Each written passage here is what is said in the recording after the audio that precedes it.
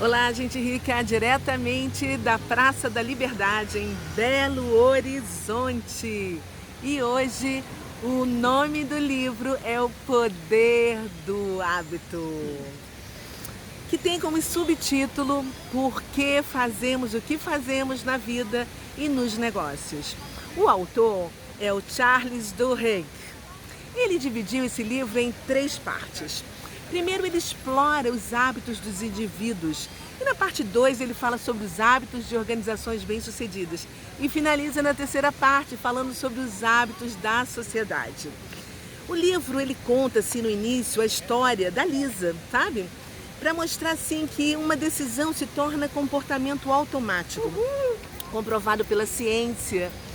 E ao virar de cada página, ele vai contando histórias de vários outros personagens para ilustrar as centenas de estudos acadêmicos, entrevistas com mais de 300 cientistas e executivos e pesquisas realizadas em dezenas de empresas. Ele possui assim um índice de fontes de simplesmente 124 páginas, ou seja, outro livro dentro do livro dele de 477 páginas, né? Bom, e você tem o direito de ficar de boca aberta, porque eu também fiquei com o poder do hábito. E a partir dessa leitura eu vou trocar assim vários dos meus hábitos, entendeu? Porque não estão mais legais. Aguarde a minha versão 2022. Bom, vamos lá. Segundo escreveu William James, que foi assim um filósofo, psicólogo americano e primeiro intelectual a oferecer um curso de psicologia nos Estados Unidos, ele disse através de palavras em 1892 o seguinte: toda a nossa vida, na medida em que tem forma definida, não é nada além de uma massa de hábitos. Uau! Ou seja, a maioria das escolhas que nós fazemos a cada dia pode parecer fruto de decisões tomadas com bastante consideração. Porém, não é. Elas são hábitos que podem ser mudados. Nós podemos reconstruir esses padrões do jeito que a gente quiser, se a gente entender como eles funcionam. O autor, Charles Duhigg, ele conta que começou a se interessar pela ciência dos hábitos quando ele estava trabalhando com repórteres em Bagdá, no Iraque. E ele viu como o comandante alijou assim, o comportamento de grupos extremistas e dissolveu os seus futuros atrasos nas praças, assim, mudando apenas algumas peças que estavam assim presentes, que eram os vendedores ambulantes, que alimentavam o povo e que continuavam na praça, entendeu? Sem a presença desses ambulantes, as pessoas ficavam com fome e acabavam se dispersando e indo embora. Essa foi uma prova que chamou a atenção do escritor, uma vez que rotinas certas, quando eliminadas de um processo, mudam comportamentos, porque as pessoas estão acostumadas a seguir regras sem perceber. E uma vez que você vê tudo como um monte de hábitos, é como se alguém te desse assim, uma lanterna, entendeu? E uma vassoura e você pudesse pôr mãos à obra. Bom, pare um minuto comigo e pense quais são os seus hábitos diários. Você sabe o que você faz da hora que você acorda até a hora que você vai dormir? Me conta. Será que você poderia dizer que 90% das suas ações obedecem a hábitos? Você já parou para pensar nisso? Quantos hábitos positivos e negativos você tem? Uau! Faça uma lista como tarefa desse meu vídeo hoje aqui. E descreva o seu dia, desde a hora que você levanta até a hora que você vai se deitar. Combinado? Você vai se surpreender, hein? Bom, se você está chegando aqui pela primeira vez, seja muito bem-vindo, bem-vinda ao meu canal. Eu sou a Cristiane Oliveira e assim como você, eu também tenho vários hábitos negativos que precisam ser transformados em hábitos positivos. Quem não tem, não é mesmo? Que tal começar a trocar um hábito negativo agora, de assistir os meus vídeos e não deixar nenhum like? Que tal começar a ter um hábito generoso de gratidão, deixando só por hoje um like se você gostar desse vídeo? Só por hoje é um lema do AA, né, dos Alcoólatras Anônimos, né? E a metodologia dele vem ajudando assim muitos viciados a trocarem seus hábitos. Eu aproveito para lhe convidar para se inscrever no meu canal e apertar o sininho que fica logo aqui embaixo, onde tem esse X aqui assim, ó, debaixo do meu vídeo. Quando você clicar no X, você vai abrir, vai poder curtir, descurtir, me seguir, apertar o sininho para receber todas as vezes que eu subir um novo vídeo no meu canal do YouTube, ok? Então vamos lá. Pipoca preparada, poltrona confortável, caderninho de anotações e caneta nas mãos, porque isso é muito importante. E desculpa o áudio, porque olha onde é que eu tô. Aqui em Belo Horizonte. Bom, saiba que transformar um hábito não é necessariamente fácil, nem é rápido, tá? Nem sempre é simples, mas é possível. Poucos de nós sabemos como funcionam os mecanismos subconscientes que impactam as inúmeras escolhas, que parecem ser assim, frutos de um pensamento racional, entendeu? Mas na verdade são influenciados por impulsos que a maioria de nós mal reconhece ou compreende. Também poucos de nós sabem como desenvolver o comportamento necessário para sobreviver a cada dia. O autor explica que se imaginarmos o cérebro humano como uma cebola composta assim, de camadas sobrepostas de células, então essas camadas de fora, que são assim as mais próximas do couro cabeludo, são geralmente os acréscimos mais recentes de um ponto de vista evolutivo. Quando você cria uma nova invenção, ou ri da piada de um amigo, né, são as partes externas do seu cérebro que estão em ação. E é lá que acontecem os pensamentos mais complexos.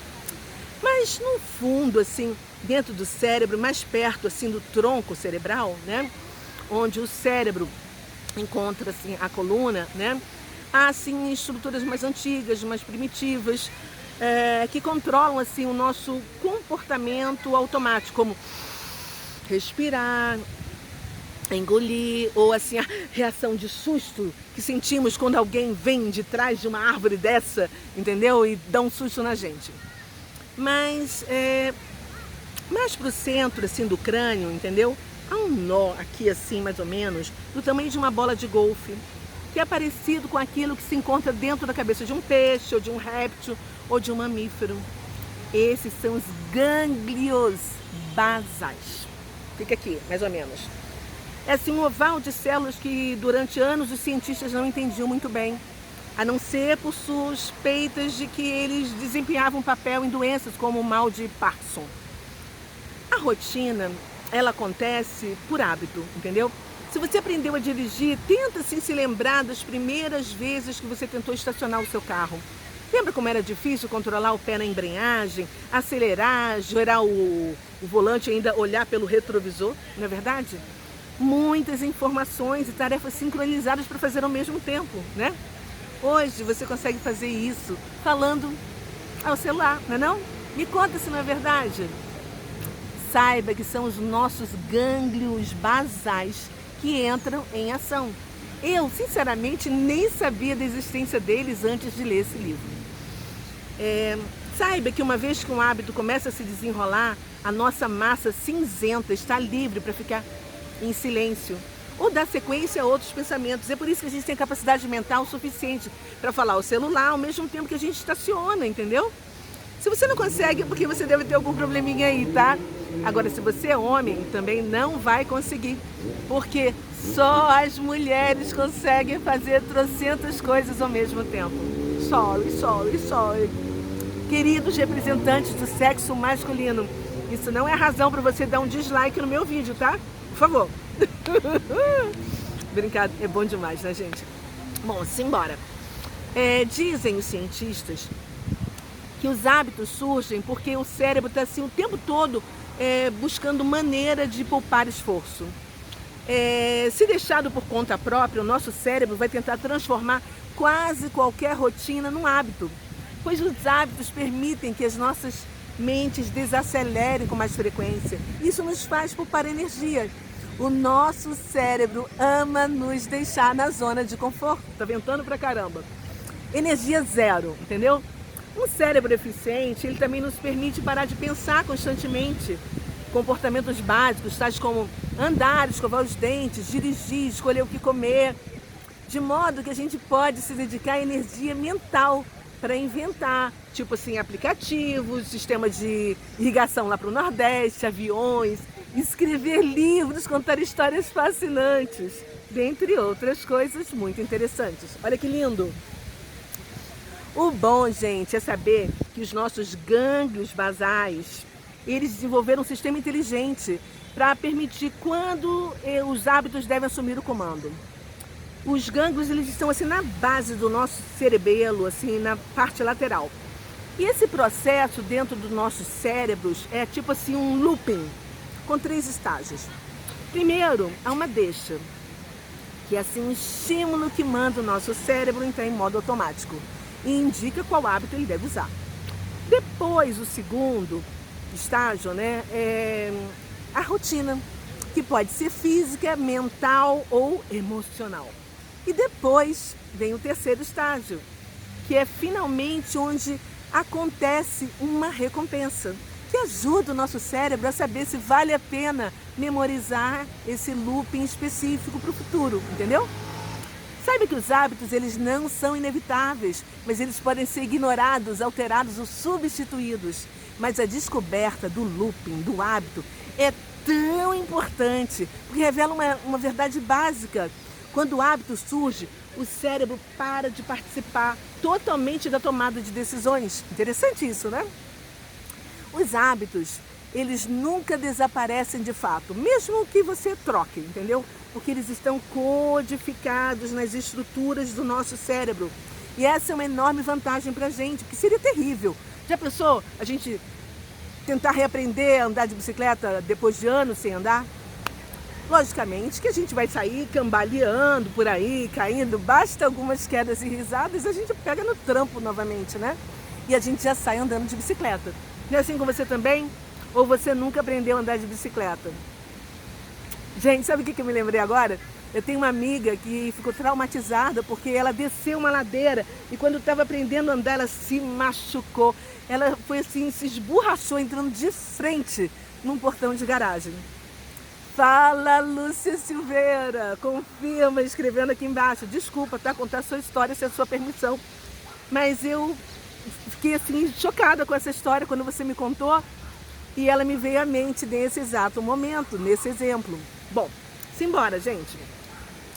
Saiba também que o nosso cérebro, ele não sabe a diferença entre os hábitos ruins e os bons. E por isso, se você tem um hábito ruim, ele está sempre ali à espreita, esperando as deixas e recompensas certas. Cabe a você entender e trocá-los por bons e saudáveis hábitos. Fala, Cris! Ai, meu Deus, quantos hábitos eu preciso trocar, gente? Bom, sem os loopings dos hábitos, os nossos cérebros estariam assim em pane, sobrecarregados com as minúcias da vida cotidiana. Já pensou aprender a dirigir a cada saída com carro? Meu Deus, que problemão seria se não existisse o hábito, né? Deus é perfeito em sua criação, mas com o nosso livre-arbítrio a gente acaba introduzindo maus hábitos com as nossas escolhas medíocres. E sem os gânglios basais, nós perdemos o acesso a centenas de hábitos que nós dependemos cada dia. Você parou hoje de manhã para saber se você ia escovar os dentes antes ou depois de comer? Claro que não! Essas decisões são habituais e não exigem esforço, porque você não precisa mais pensar no óbvio. Sabe que os hábitos, tanto quanto a memória e a razão, são a raiz do nosso comportamento. Talvez a gente não se lembre das experiências que criaram os nossos hábitos, mas uma vez que estão alojados dentro do nosso cérebro, eles influenciam o modo como a gente age. Muitas vezes sem que a gente perceba, entendeu? Muito louco isso, né? A verdade é que hoje, centenas de pessoas, cientistas e empresas estão assim, focados em compreender a neurologia e a psicologia do hábito, as suas forças, as suas fraquezas, porque eles surgem e como podem ser mudados. Um dado que eu achei assim, super interessante foi saber que o nosso cérebro tem a capacidade espantosa de encontrar a felicidade, mesmo quando as memórias delas não estão mais lá. O autor, como eu falei, ele conta-se muitas histórias e dentre elas ele contou uma que chamou bastante atenção. Ele relatou a vida de um homem que é conhecido pela ciência como EP, que perdeu a memória e ajudou muitos cientistas a descobrirem muitas informações sobre assim, os nossos gânglios basais, entendeu? Então, foi EP, que é Eugene Pauli, né? Que ensinou sobre o looping do hábito. Porém, foi Claude Hopkins que mostrou como os novos hábitos podem ser cultivados e alimentados. Claude Hopkins foi assim um marqueteiro profissional, um gigante da propaganda, um influenciador top mega blaster. Sabe o que ele fez? Ele criou um anseio. E esse anseio, como se descobriu, é o que faz com que as deixas e recompensas funcionem. Esse anseio é o que alimenta o looping do hábito. Você sabia que ele ganhou $1 milhão fazendo com que os americanos que não escovavam os dentes passassem a escovar com a pasta de dente Pepsodent? Pois é. Olha só, a estatística pulou de 7% para 65% a escovação em apenas 10 anos. De um novo hábito instalado na população americana. O segredo foi que ele aprendeu com a psicologia humana fundamentada em 2 regras básicas. A primeira é: ache uma deixa, simples e óbvia. E a segunda, defina claramente as recompensas. Os hábitos, eles são tão poderosos que eles criam assim anseios neurológicos. E na maior parte das vezes, esses anseios surgem tão gradualmente que nós não estamos de fato cientes de que eles existem e muitas vezes nós não enxergamos a sua influência, entendeu? A deixa, além de deflagrar uma rotina, ela também precisa deflagrar um anseio para que a recompensa venha. São os anseios que impulsionam os hábitos. O consumidor, ele precisa assim de um tipo de sinal de que um produto está funcionando.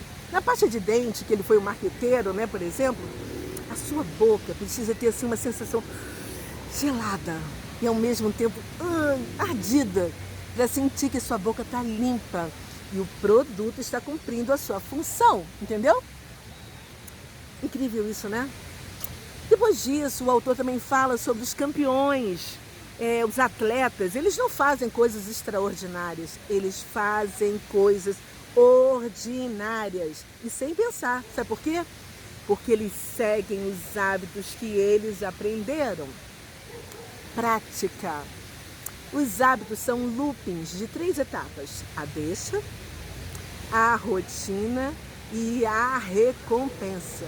O autor acrescenta que todos os atletas de elite são obsessivos. Uau! Incrível isso, né? Pois é. Ele fala também da regra de ouro, que é assim a mudança de hábito, que está assim entre as ferramentas mais poderosas para gerar mudança. A regra de ouro já influenciou assim tratamentos para alcoolismo, para obesidade, transtornos obsessivos e compulsivos e centenas de outros comportamentos destrutivos. Entender a regra de ouro pode entender qualquer pessoa mudar os seus próprios hábitos. Por exemplo, parar de fazer lanche muitas vezes fracassa, a não ser que haja uma nova rotina para satisfazer as velhas deixas e anseios por recompensa. Um fumante normalmente não consegue largar o vício se não encontrar alguma atividade para substituir o cigarro, quando seu anseio por nicotina é deflagrado, entendeu? O segredo é ter as deixas e recompensas que continuem as mesmas. Só a rotina que muda. Isso funciona inclusive para os alcoólatras anônimos. Você precisa de um novo hábito para substituir o anterior. É simples assim. Porém, não para só por aí. Porque os hábitos substitutos, eles só se tornam novos comportamentos duráveis quando são acompanhados por mais alguma coisa que ele fala. E esse mais alguma coisa é a fé.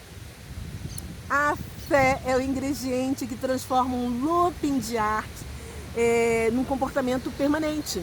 A fé é a parte mais importante do sucesso. Você precisa acreditar. Apesar de que os mecanismos precisos da fé, eles são pouco compreendidos. E na maior parte das vezes, a fé só surge com a ajuda de um grupo. Olha, eu vou confessar para você que eu não tinha o hábito de ler um livro por semana. mas eu criei esse novo hábito na minha vida desde o início desse ano e provei primeiramente para mim que eu podia quando eu me comprometi num grupo de mulheres da qual eu faço parte. E eu fui desafiada por uma dessas mulheres. Outro dia eu falei para ela, que é uma amiga minha que mora na Holanda, que se ela não tivesse me desafiado, eu acho que eu teria ficado pelo meio do caminho. Isso comprova que um grupo fortalece as nossas decisões. Então, meu conselho para você é que quando você quiser mudar algo na sua vida, se comprometa com mais alguém. Busque apoio dos amigos. Além de estudar os seus hábitos, né, para descobrir o porquê da existência deles, qual é a causa. Isso, assim, é muito importante e faz toda a diferença, tá? Saiba também que a linha que separa os hábitos dos vícios é difícil de medir. Na segunda parte, ele fala sobre as culturas empresariais que crescem através dos hábitos angulares, né? Quer os líderes estejam cientes deles ou não. Mas, assim, a autodisciplina, ela tinha uma ideia de um QI mais consciente, um coeficiente de inteligência, mas não. Porque a autodisciplina tem um efeito maior do que o desempenho acadêmico e intelectual. Ele cita a empresa Starbucks, que descobriu que a força de vontade é mais do que apenas uma curiosidade acadêmica. Os executivos reconheceram que para obter sucesso era necessário cultivar um ambiente que justificasse pagar $4 por um copo de café sofisticado. A empresa precisava treinar os empregados para servir um pouco de alegria junto com os cafés. Então eles começaram a pesquisar como poderiam ensinar os funcionários a moderar as suas emoções, a aperfeiçoar a sua autodisciplina para servir uma dose de ânimo com cada pedido e se manterem focados e disciplinados mesmo ao final de um expediente de 8 horas, proporcionando ainda o melhor e mais elevado nível de fast food que os clientes da Starbucks esperam. Sabe qual é o lema deles? Não estamos no ramo do café servindo pessoas, mas estamos no ramo das pessoas servindo café. Isso faz toda a diferença, não é? Pois é. Por isso que essa empresa é um sucesso mundial, né? Porque ela transformou a autodisciplina treinando seus funcionários com uma escola e preparando-os para o sucesso e a excelência no atendimento. O autor fala também sobre a difícil arte de exercer a força de vontade. Você sabia que a força de vontade não é só uma habilidade? É um músculo, como os músculos dos nossos braços, das nossas pernas. E ela, assim, a força de vontade fica cansada quando faz mais esforço. Por isso sobra menos força para fazer outras coisas com a força de vontade. Então, se você quiser fazer algo à noite, preserve o seu músculo da força de vontade durante o dia. Fica a dica aí, tá? Por outro lado, uma vez que a força de vontade se torna mais poderosa, ela vai afetar, assim, tudo. E uma vez que você entrou nessa academia estimulada pela força de vontade, o seu cérebro tem prática em ajudar você a se concentrar num objetivo. Anote tudo. E escreva as suas metas, a sua rotina, a sua lista de refeições, os seus sonhos, os seus afazeres. Tudo isso vai fazer com que você visualize, preste atenção de forma focada nos seus hábitos, nos seus planos, nos seus desejos. Ao escrever, a sua mente vai te ajudar a criar assim, soluções para todos os seus obstáculos. Escrever ajuda a criar hábitos de força de vontade. Todos nós precisamos de instruções claras de como lidar com os nossos pontos de inflexão, que surgem assim com as adversidades e com os problemas da vida, né? Mas se a gente se prevenir com antecedência, pensando neles e como podemos ultrapassá-los e solucioná-los, vamos ter mais tranquilidade no nosso dia a dia. Nada como você se prevenir, definir, decidir com antecedência como reagir numa determinada situação. Esse treinamento para a rotina acontecer. Interessante, né? Nós podemos dar adeus ao estresse e às situações corriqueiras que nos tiram do sério. Busque criar rotinas pré-programadas para acalmar os seus clientes, desarmar um confronto no seu trabalho. Reflita sobre o seguinte: se você diz às pessoas que elas possuem o que é necessário para dar certo na vida, elas vão fazer de tudo para provar que você tem razão. Me lembrei de uma coisa, eu vou te dar um exemplo. Eu estou me lembrando aqui que quando eu estava na faculdade de administração, na UERJ, eu ajudava o meu pai com os processos periciais, porque ele era perito da Justiça do Trabalho. E muitas vezes eu saí de carro, quem mora no Rio de Janeiro tem noção da distância, eu morava no Leblon e saía com 4, 5 volumes de processo para entregar lá na Justiça do Trabalho, que ficava no prédio ali no centro da cidade. E a coisa mais difícil era e ainda é encontrar uma vaga para você estacionar ali no centro. E tinha sempre muitos flanelinhas naquela época tomando conta das vagas, entendeu? E eu escolhi um deles. Ai, o Sol, vem Sol! E todas as vezes ele corria para me atender. Sabe por quê? Porque eu entregava as chaves do meu carro nas mãos dele. Olhava nos olhos dele e dizia: guarde o meu carro e não deixe nenhum guarda me multar, tá? Eu confio em você. Eu não vou demorar. Eu vou entregar esses processos ali e já volto rapidinho. Tipo assim, se o estacionamento custava R$2 na época, eu dava 3. Mas a confiança que ele sentia, que eu sentia nele, isso não tinha preço, isso tinha muito valor para ele. Eu me lembro que um dia eu não tinha nenhum trocado na minha carteira. Quando eu abri para pagar para ele, sabe o que ele disse para mim? Não precisa me pagar hoje. Sabe por quê? Porque eu confiei nele. Eu mostrei que ele era digno da minha confiança. E ele fazia de tudo para se mostrar honesto comigo. Então reflita mais uma vez. Se você diz a uma pessoa que ela é digna da sua confiança, ela fará de tudo para provar que você tem razão. Incrível isso, né? Isso é real, isso funciona. Bom, vamos voltar para o livro. O autor, ele também explica como os líderes criam hábito com o acaso da intenção. Boa parte do comportamento de uma empresa é melhor entendida como reflexo de hábitos gerais e orientações estratégicas provenientes do passado da empresa. Muita atenção, que as empresas não são família, são campos de batalha numa guerra civil. Mas, apesar disso, continuam funcionando ano após ano, em paz, porque elas têm rotinas e hábitos que criam tréguas e deixam todos deixarem suas rivalidades de lado para que o trabalho do dia seja feito. Os hábitos organizacionais, eles oferecem uma promessa básica. Se você seguir as regras e respeitar a trégua, então as rivalidades não vão destruir a empresa. Os lucros vão entrar. Mais cedo ou mais tarde, todo mundo vai ganhar dinheiro. Atenção, empreendedores, criar uma organização bem-sucedida não é apenas uma questão de equilibrar a autoridade. Para que uma organização funcione, os líderes precisam cultivar hábitos que tanto criam uma paz real equilibrada, quanto deixam absolutamente claro quem está no comando, entendeu? Bons líderes aproveitam crises para reformular hábitos organizacionais. Hoje as empresas estão preocupadas com seus clientes. Quanto mais ela sabe sobre você, melhor ela vai adivinhar os seus padrões de compra.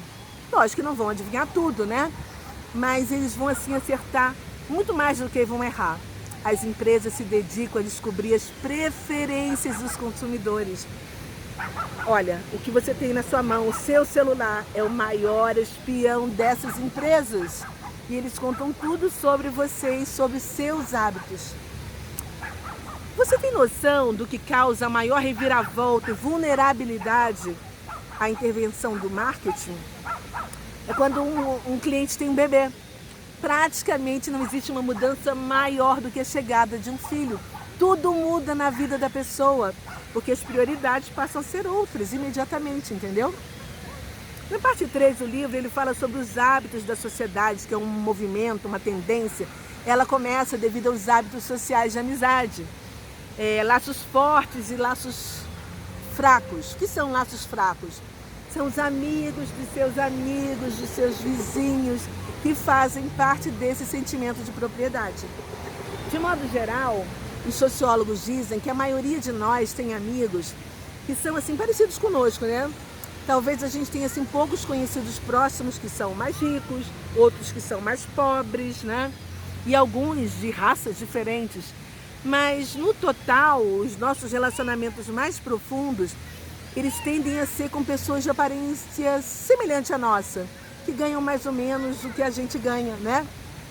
Que vivem em contextos similares. Lembra do velho ditado, diga-me com quem tu andas e eu te direi quem tu és. E você também é o resultado dessas pessoas mais próximas a você. Há um instinto natural embutido na amizade, que é assim, uma simpatia, que nos torna assim, dispostos a lutar por alguém de quem nós gostamos, quando esse alguém é tratado injustamente, quando acontece alguma coisa, algum problema. Isso é empatia, a gente está do lado para ajudar, né? E saiba também que a gente considera as pessoas conhecidas, que são os laços fracos, que às vezes são mais importantes do que os amigos com laços fortes. Porque os laços fracos nos dão acesso assim, a redes sociais, a qual de outro modo nós não pertenceríamos.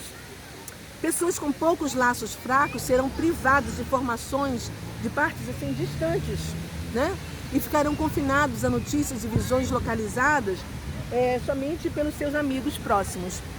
Todos nós somos somente aglomerados de hábitos práticos, emocionais e intelectuais, sistematicamente organizados para a nossa felicidade ou para o nosso sofrimento. E assim nos conduz assim irresistivelmente rumo ao nosso destino, seja ele qual for. Centenas de hábitos influenciam o nosso dia, nos orientando. E cada um deles tem uma deixa diferente e oferece uma recompensa única. Alguns são muito simples, outros são muito complexos. E se apoiam em gatilhos emocionais, e oferecem prêmios neuroquímicos sutis. Agora, para modificar um hábito, você precisa decidir. Você deve aceitar a dura tarefa de identificar as deixas e as recompensas que impulsionam as rotinas do hábito e encontrar alternativas. Você precisa saber que você possui o controle e ser autoconsciente o bastante para poder usá-lo. Uma vez que você entende que os hábitos podem mudar, você tem liberdade e a responsabilidade de transformar os seus hábitos. Eu estou na Praça da Liberdade. Pare tudo depois dessa minha resenha e escreva, pega um papel, escreva pelo menos 3 hábitos negativos que você quer mudar. Crie um plano. Quais outros você vai colocar no lugar desses 3 negativos? Liste tudo o que te faz infeliz nesse hábito atual. Coloque todos os problemas e antecipe as soluções. Sabe, assim, os impedimentos, as recaídas que você pode ter. Recomece, faça. Quantas vezes? Uau! Caiu ali de cima, gente. Olha que loucura! Caramba, acabou de cair ali, ó. Ainda bem que caiu lá. Bom, eu espero que você tenha curtido. Espero que você goste de tudo e a gente se encontra na próxima semana. Um beijo, tchau. Olha que praça que eu tô e olha o que caiu no chão ali agora. Já pensou se cai na minha cabeça isso? Ainda bem que não caiu. É isso aí, gente. Eu vou ficando por aqui nessa Praça da Liberdade em Belo Horizonte. Beijo pra vocês. Espero. Olha, deixa o seu like aí pra mim, tá? Muda o seu hábito. Tchau.